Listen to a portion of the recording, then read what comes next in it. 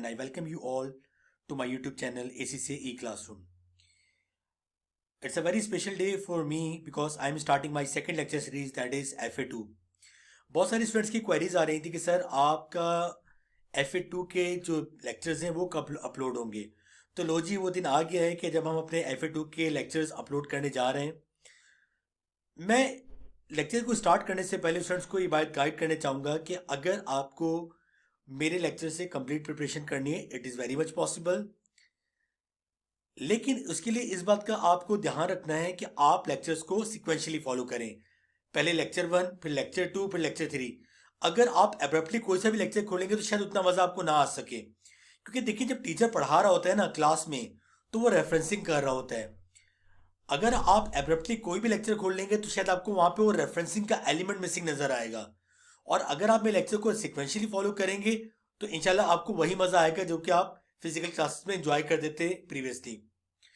तो let's start our lecture. और आज हम अपने लेक्चर को स्टार्ट करेंगे very important topic, that is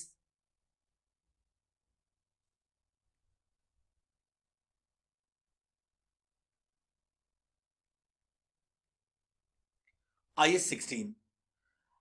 sir, IS-16 किस बारे में? बेटा, IS-16 को जो नाम है property plant and equipment, property plant and equipment. Sir, ये नाम कभी सुना नहीं है। बेटा, ये नाम आपने सुना हुआ भी है, देखा हुआ भी है बहुत जगह पे। सर, क्या मतलब है? बेटा, जब आप छोटे थे, इंटर में थे, ठीक है, तो टीचर्स आपको कहते थे कि सर ये फिक्स एसेट्स होते हैं। लेकिन IS-16 ने आने के बाद इन एसेट्स के कुछ आपके पास क्राइटेरिया चेंज किया और साथ साथ हमें ये भी बता दिया कि भाई इन एसेट्स को आज से आप फिक्स एसेट नहीं बल्कि क्या कहोगे बेटा, PPE कहोगे। याद रखिएगा, ये आपका पहला अकाउंटिंग स्टैंडर्ड है। जब भी कभी कोई अकाउंटिंग स्टैंडर्ड आप IFRS की बुक से पढ़ेंगे, IS की बुक से पढ़ेंगे, तो आप ये बात नोट करेंगे कि हमारे पास जब भी कोई स्टैंडर्ड स्टार्ट होगा तो उसमें सबसे पहले क्या होती है, डेफिनेशन। जाहिर बात है आपके पास पूरा स्टैंडर्ड तो नहीं है, जो की पॉइंट्स आपके पास हैं मैं उसको कोशिश करूंगा कि हम IS से ही कवर करें, हम वही बातें करें जो स्टैंडर्ड में लिखी हुई हैं। चाहे उसको थोड़ा सिंप्लीफाई कर लें, लेकिन बातें एग्जैक्टली वही होनी चाहिए। सबसे पहले मैं स्टार्ट करूंगा आपके पास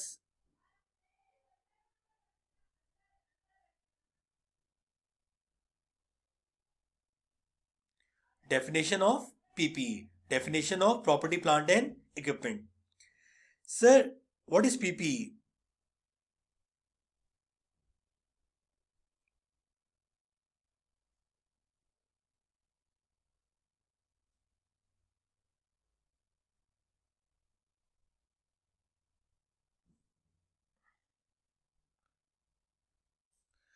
PPE is any tangible non-current asset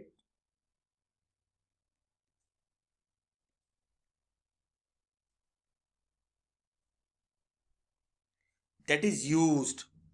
sir, इस डेफिनेशन को फंक्शनल डेफिनेशन भी कहते हैं, क्योंकि इसने ये नहीं बताया कि एसिड्स क्या होते हैं, बल्कि उनका काम बता दिया कि किस काम आते हैं। Please remember this point, this definition is a functional definition. ये नहीं बताया कि फिक्स एसिड्स क्या होते हैं, बल्कि ये बताया फिक्स एसिड्स क्या काम परफॉर्म करते हैं, हम उनसे क्या क्या बेनिफिट उठाते हैं, right? PP is any tangible non-current asset that is used for production,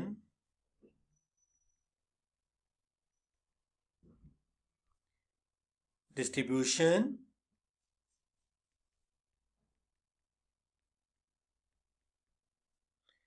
administration,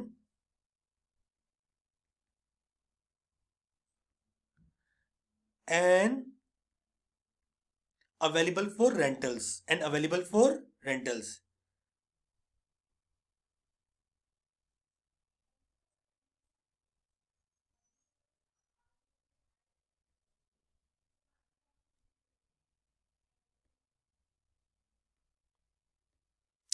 sir, definition लिख ली, अब इसको खुलासा भी कर लेते हैं। PP is any tangible non-current asset that is used for production। Sir, factory में जाएंगे क्या क्या नजर आएगा आपको? Sir, machine, plant, equipment. Sir, ये प्रोडक्शन में काम आते हैं। डिस्ट्रीब्यूशन, सर हमारी टेक्सटाइल कंपनी है, हम क्या करते हैं सर, कॉटन लेते हैं उससे धागा बनाते हैं, धागा बनाने के बाद क्या करते हैं सर, क्लाइंट की प्रेमिसेस से पहुंचाना है, डिस्ट्रीब्यूट करना है। सर क्या हाथ में लेके रहेंगे, नहीं सर, बड़े बड़े ट्रक होते हैं, डिलीवरी वैन होती हैं, डिलीवरी व्हीकल्स होती हैं, वो क्या है बेटा, डिस्ट्रीब्यूशन। तो पीपी किस लिए यूज हो रहे हैं बेटा, प्रोडक्शन के लिए यूज हो रहे हैं, और बेटा किस लिए यूज हो रहे हैं, डिस्ट्रीब्यूशन के लिए, एंड एडमिनिस्ट्रेशन के लिए यूज हो रहे हैं बेटा। सर एडमिनिस्ट्रेशन के लिए क्या यूज हो रहे हैं, सर ऑफिस में फाइनेंशियल रिपोर्टिंग कैसे कर रहे हैं, सर लैपटॉप्स हैं, कंप्यूटर्स हैं, फिक्सचर्स हैं। सर ये सब किस लिए यूज हो रहे हैं, एडमिनिस्ट्रेशन के लिए। प्रोडक्शन फैक्ट्री में देख लो, डिस्ट्रीब्यूशन वेयर हाउस में जाके देख लो, एडमिनिस्ट्रेशन कहाँ देखोगे, ऑफिस, कॉर्पोरेट ऑफिस में। And available for rentals, sir क्या किराए पे देते हैं, लैंड, बिल्डिंग, शॉप्स। तो सर समझ में आ गया, ये वो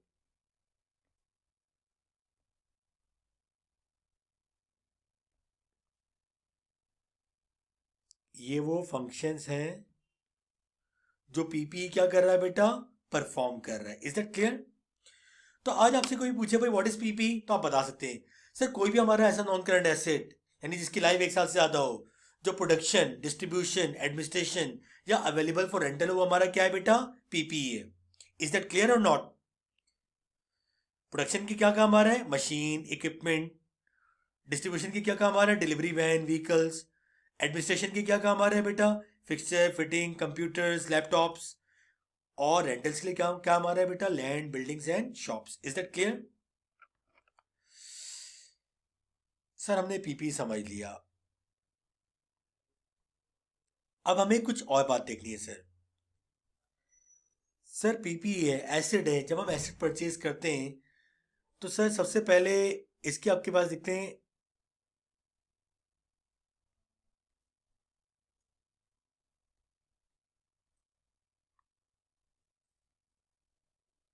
recognition क्राइटेरिया। इसका क्या बेटा, recognition क्राइटेरिया।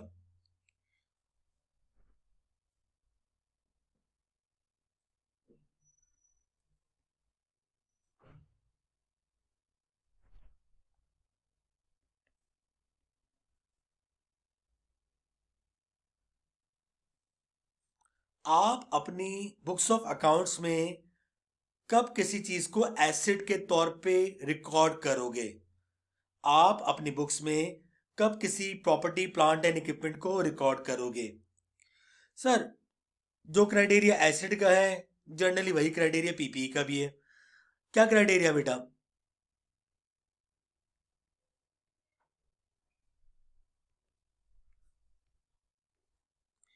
एंटिटी अगर कोई पीपी रिकॉर्ड कर रही है तो वो उस बेसिस पे रिकॉर्ड करेगी कि उस एसिड से कोई ना कोई बेनिफिट क्या करेगी, फ्यूचर में ड्राइव करेगी, कोई ना कोई बेनिफिट एंटिटी में फ्लो करेंगे।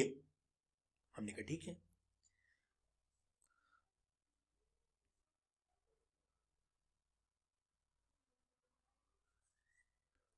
कॉस्ट मेजरेबल हो, सर आप उसकी कॉस्ट को रीजनेबली मेजर कर सकते हो। क्या मतलब है सर, मैं आइडेंटिफाई कर सकूं कि सर इसको खरीदने में मैंने कितनी कॉस्ट इनकर की है। जब तक मैं कॉस्ट आइडेंटिफाई नहीं कर सकता, मुझे ये नहीं पता कि इस एसेट की लेने के लिए मैंने कितनी कॉस्ट बेयर की है, तब तक मैं एसेट को बुक्स में रिकॉर्ड नहीं करूंगा। इज दैट क्लियर और नॉट। दो क्राइटेरिया, पहली बात एसेट से कोई ना कोई फ्यूचर इकोनॉमिक बेनिफिट हो, दूसरी बात उसकी कॉस्ट क्या होनी चाहिए, मेजरेबल। अगर ये दो क्राइटेरिया मीट कर गए तो मैं एसेट्स को अपनी बुक में रिकॉर्ड कर लूंगा। क्लियर है।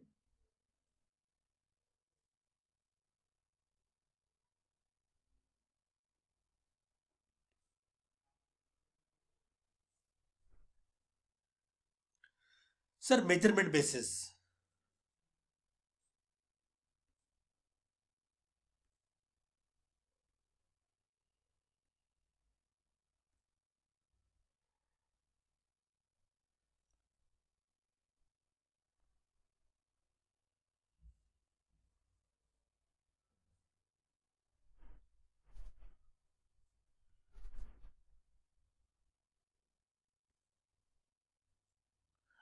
सर मेजरमेंट बेसिस क्या होती है? At what value you will carry the assets in your book. आप किस वैल्यू पे एसेट्स को कैरी कर रहे होगे अपनी बुक्स में। IS 16 ने हमारे पास दो मॉडल बता दिए बेटा।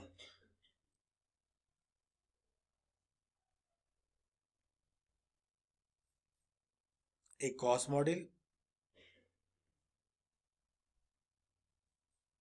और दूसरा फेयर वैल्यू मॉडल। सर समझाने के लिए बता देता हूं। कॉस्ट मॉडल क्या है?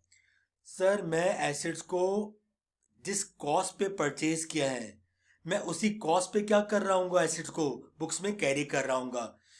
सर अगर मार्केट में उसकी वैल्यू चेंज हो गई तो क्या? अगर मैं कॉस्ट मॉडल यूज कर रहा हूं तो मैं मार्केट वैल्यू को टोटली इग्नोर करूंगा। मैं देखूंगा what is my purchase cost, मैं उसी कॉस्ट पे एसेट को क्या करूंगा बेटा, कैरी करूंगा। Sir what is fair value model? Sir initially तो तमाम एसेट जिस दिन मैं परचेज कर रहा हूँ उस दिन जो कॉस्ट है वही उसकी फेयर वैल्यू होगी। लेकिन लेटर ऑन ऐसा तो हो सकता है ना सर, मार्केट में उसकी वैल्यू फ्लक्चुएट कर रही हो, चेंज हो रही हो, बढ़ रही है या कम हो रही हो। हाँ सर ऐसा पॉसिबल है। तो अगर मैं फेयर वैल्यू मॉडल यूज कर रहा हूँ तो पहले तो मैंने कॉस्ट पे रिकॉर्ड कर लिया, लेकिन लेटर ऑन जैसे जैसे उसकी मार्केट वैल्यू चेंज होती जाएगी मैं अपनी बुक्स में एसेट को आपके पास अपडेट करता जाऊंगा। This is called fair value model. Sir ये क्या है, ये मैंने बिल्कुल लेमन लैंग्वेज में बता दिया है। इसको हम फर्दर जब एक्सपेंड करेंगे, ठीक है, जब हम आगे पढ़ेंगे तो हम इसकी फर्दर बात भी करेंगे। क्लियर है? फिलहाल आपके इतना काफी। कॉस्ट मॉडल क्या है? एसेट्स को आप उसी कॉस्ट पे शो कर रहे हो जिस कॉस्ट पे आपने उसको क्या किया है, एक्वायर किया है। इज दैट क्लियर बेटा? फॉर एग्जाम्पल हमारी कंपनी है, हमारी कंपनी की फॉर एग्जाम्पल बहुत लैंड है कराची में। We have land in Kotri, we have land in like Nooriabad. Sir 1987 की परचेज की हुई है। सर अभी तक हमारी बुक्स में उसकी परचेज कॉस्ट चली आ रही है, हालांकि वो आपके पास लैक्स मिलियंस की जमीन अब शायद बिलियंस में है, लेकिन हम अभी तक अपनी बुक्स में उसको बेटा क्या शो कर रहे हैं, कॉस्ट पे शो कर रहे हैं। That is one of the drawback of cost model.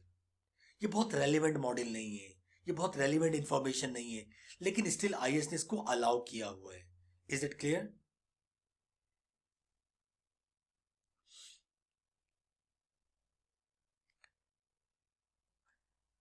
अब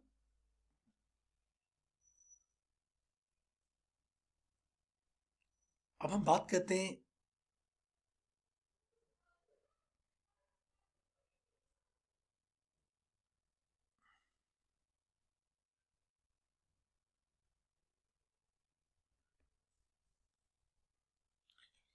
हम बात करते हैं बेटा किसकी, इनिशियल मेजरमेंट। किसकी बात कर रहे हैं? Initial measurement. Sir initial measurement का मतलब क्या है? जब हमने एसिड को परचेज किया तब क्या ट्रीटमेंट होगी। और हम बात किसकी कर रहे हैं बेटा, कॉस्ट मॉडल की। कॉस्ट मॉडल ये कहता है जब आप एसिड को परचेज करोगे तो आप इनिशियली बुक में जब एसिड्स को रिकॉर्ड कर रहे होगे तो आप उसमें परचेज कॉस्ट प्लस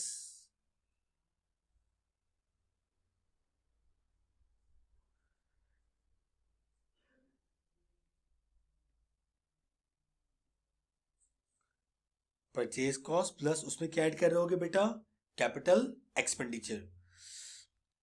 सर जो लोग स्टडी अब से तैयार कर रहे हैं उसको उन्होंने वहां पे नाम दिया है एसिड एक्सपेंडिचर। स्टडी अब में इसका नाम क्या दिया है बेटा, एसिड एक्सपेंडिचर। सर ये क्या होते हैं बेटा, याद रखो एसिड एक्सपेंडिचर क्या है। एसिड एक्सपेंडिचर वो तमाम एक्सपेंडिचर जो एसिड को इंटेंडेड फॉर यूज फॉर्म में लाने के लिए जरूरी हो। याद रखिएगा एसिड एक्सपेंडिचर या कैपिटल एक्सपेंडिचर वो तमाम एक्सपेंडिचर जो एसिड परचेज करने के लिए बाद उसको यूजफुल फॉर्म में लाने के लिए क्या हो बेटा, जरूरी हो।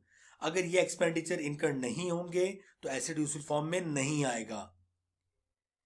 यानी पॉइंट ऑफ परचेज से start of point of use तक वो जितने भी खर्चे जो एसिड को यूजफुल फॉर्म में लाने के लिए जरूरी हो उनको हम क्या कहेंगे बेटा, कैपिटल एक्सपेंडिचर या एसिड एक्सपेंडिचर। ये क्या होते हैं? ठीक है, इनको हम अपने अगले लेक्चर में कवर करेंगे। फिलहाल हमने क्या पढ़ा है बेटा, एसेट को इनिशियली जब बुक्स में आप रिकग्नाइज करोगे, मेजर करोगे, तो किस पे रिकॉर्ड करोगे बेटा, purchase cost plus capital expenditure. Purchase cost जिस पे आपने प्राइस पे की, कैपिटल एक्सपेंडिचर वो तमाम एक्सपेंडिचर जो एसेट को इंटेंडेड फॉर यूज फॉर्म में लाने के लिए जरूरी थे। इन दोनों को ऐड करोगे तो आपके पास क्या आ जाएगी बेटा, कॉस्ट ऑफ पीपी। मेरा ख्याल है आज के लिए हम अपने लेक्चर को यहीं पे कन्फाइन करते हैं और हम अगले लेक्चर में बात करेंगे कैपिटल और रेवेन्यू एक्सपेंडिचर की। Thank you so much. अगर आपको लेक्चर पसंद आया हो तो प्लीज़ मेरे पेज को सब्सक्राइब करें। इंशाल्लाह आपको इस तरह की मज़ीद इंफॉर्मेटिव वीडियोस मिलती रहेंगी। Thank you so much.